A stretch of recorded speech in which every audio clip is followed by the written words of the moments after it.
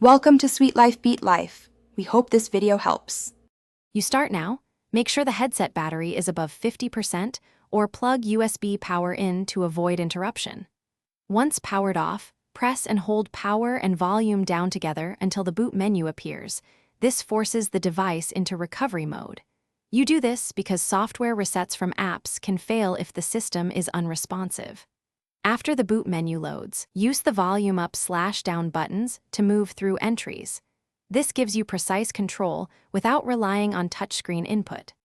Now, navigate to the entry labeled Recovery or Factory Reset using the volume keys and press power to select it. You will see a confirmation prompt. Accept it because this is the only way to fully wipe the device and restore default firmware settings. This step erases accounts, apps, and local data, so be certain you've backed up anything important. Once confirmed, the device will start the wipe and reinstall process. Make sure the headset remains powered and avoid interrupting the operation. When the wipe completes, pick Reboot System now and let the headset restart. You'll go through initial setup and reconnect to Wi-Fi and your account.